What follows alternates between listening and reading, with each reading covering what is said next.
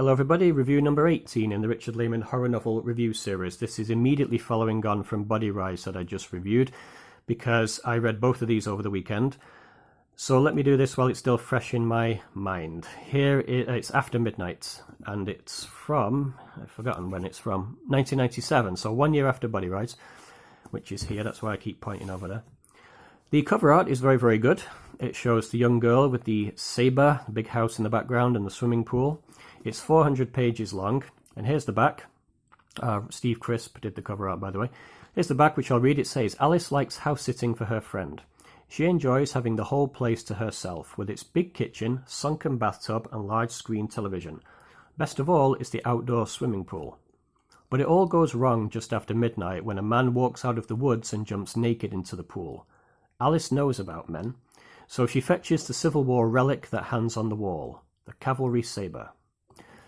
Right, so you see there that this is an example of a synopsis which doesn't tell you anything about what the novel is about. It tells you how the novel begins, and this happened quite a bit towards the end of his career. It happened in, but this is the first time it would happen. It happened in this one. It happened in Come Out Tonight.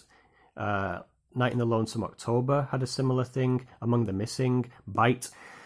A lot of his later novels didn't really tell you anything about the plot. It just set up the scenario, and that's what happens here. So the scenario of this one is that Alice is a 26-year-old woman, and she lives in a room above the garage of her best friend. Her best friend lives in this enormous, luxurious house with a huge swimming pool. And her best friend, her husband and kids have gone on holiday for a week, so Alice is house-sitting. And the novel begins like this.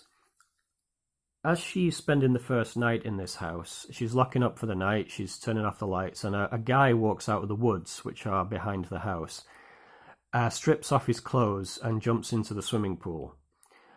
And then he knows that Alice is watching him, so he climbs out of the pool naked, does some sexual thing, and Alice gets spooked, so she takes this sword off the wall of the house. Someone rings the doorbell.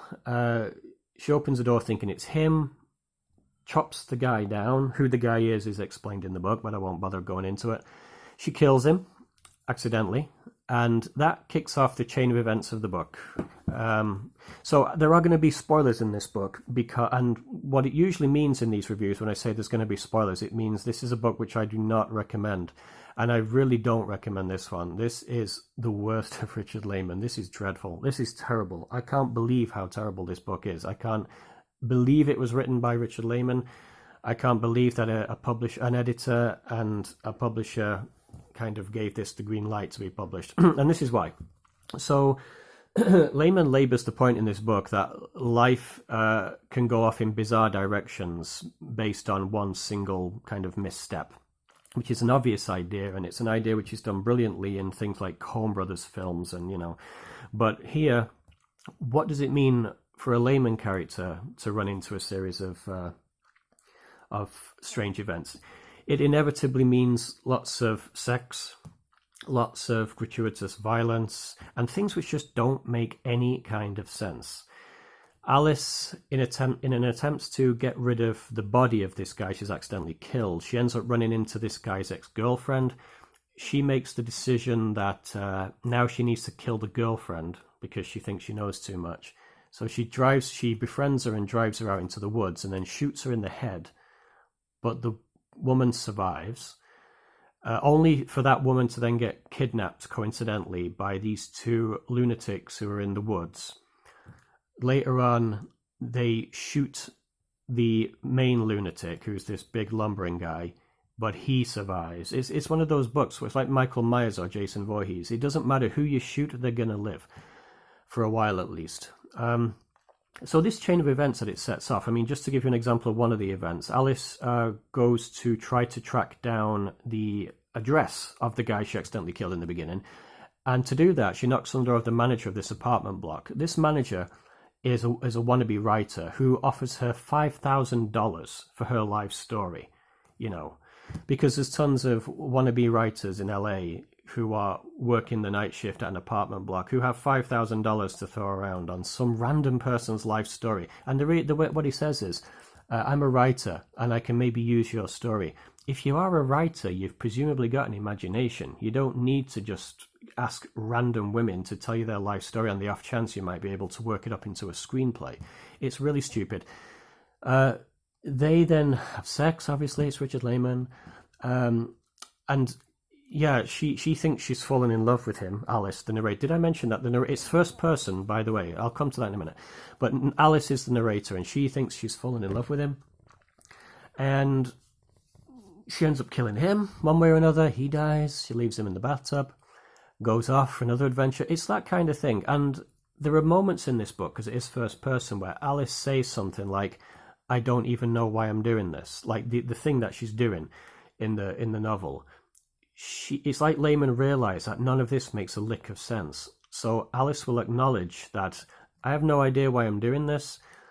It's maybe genes, maybe we can't explain the things that we do. There's just no reason to get invested in any part of this book because there's no logical chain of events. The narrative voice is completely wafer thin. Let me turn to that now then.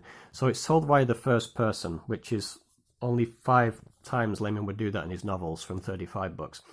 And this is told from the perspective of a female, which is something Laymon has never done before. And I was kind of interested going into this to see how he would do that, because Laymon has demonstrated that he doesn't understand at all how women think, especially when it comes to sex.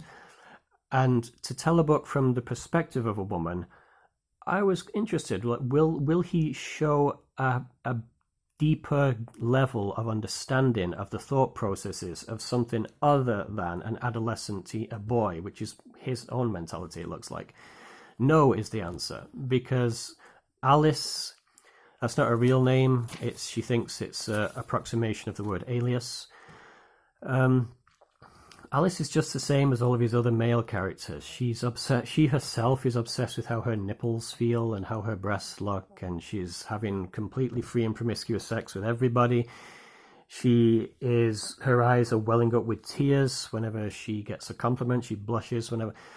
She's the strangest psychopath I've ever read about. She's this ultra-sensitive psycho who can chop people up without a second's thought, but then she'll instantly fall in love with the girl whose head she just tried to blow off. At the end of this novel, again, spoiling the hell out of this thing, remember I said she shoots a girl in the head who she just met? They fall in love at the end of this night. The whole thing takes place over the course of like 24 hours. And they ride off into the sunset together.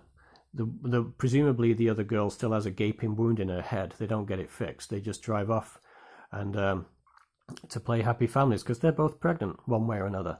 One of them is pregnant with the child of the 2 guys she's just been raped by. At no point does anyone go for a medical check. At no point does anyone think to go to a hospital to get their wounds looked at, to get an STD test.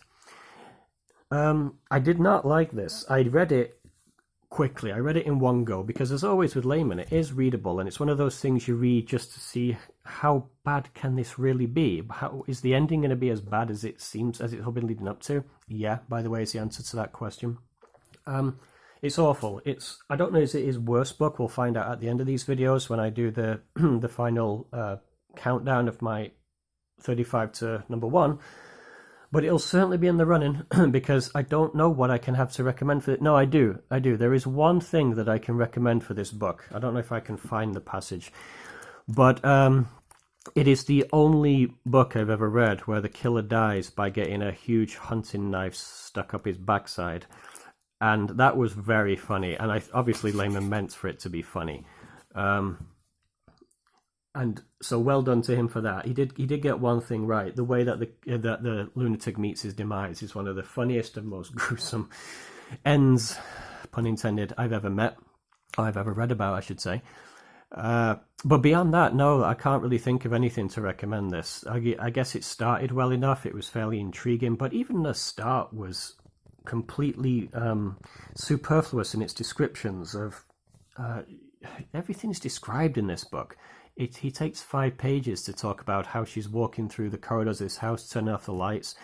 He tells her that she's terrified. Apparently she stands for 1 hour at the window checking to see that there's no one in the pool area. This is before she's had any reason to think there's anyone at the pool.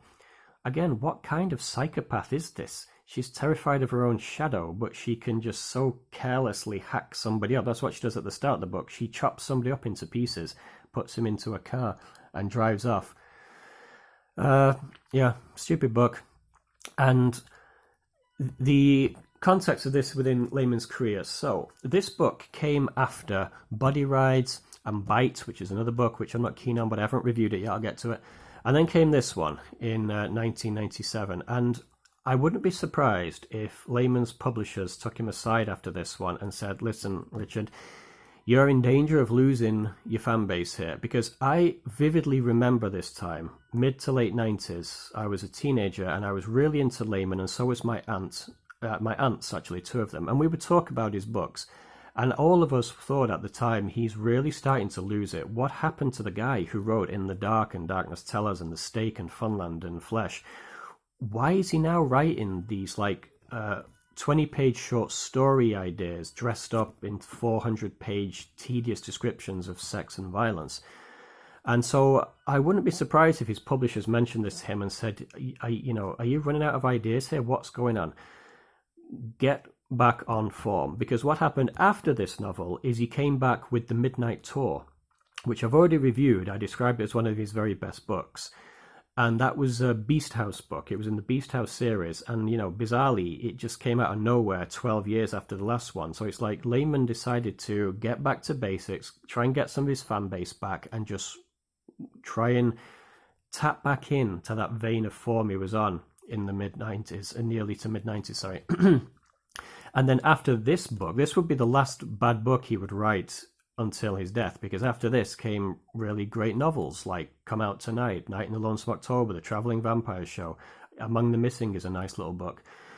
So I think that maybe this was a wake-up call to him in some way. When this one was finished, maybe his editor said, all right, look, we'll publish this because you've nothing else to offer, but you have to just recharge your batteries and stop with the books that have no plot. It's just a random series of events tied together by no kind of logical framework, and with characters which are so completely wafer thin. Very happy to say that it would only get better from here on. This would mark the end of his kind of slump, which in my opinion, his slump was Body Rides, Bite, and this one. All right, so let me end this review then. So it's After Midnight by Richard Laymon. I don't recommend you read it. Read it only if you want to read everything he ever wrote. But if you don't, I can only see one very small demographic liking this book. It's people who have never read a Richard Laymon novel before, and they're really into extreme splatterpunk stuff. It's very important that they've never read a Richard Laymon novel before, because if you do read this as your first book and you really love all the sex and violence stuff, you might think, okay, this is for me because this is full of sex and violence. But what you won't know is that he has so many more better books than this, which also have the sex and the violence, but which have the benefit of a plot, which this one does not have. So I'm going to stop my rants. That's After Midnight. Thanks, guys, for watching. If you did watch this far, I'll be back soon with another review. But until then, take care of yourselves, and I'll talk to you soon. Bye for now.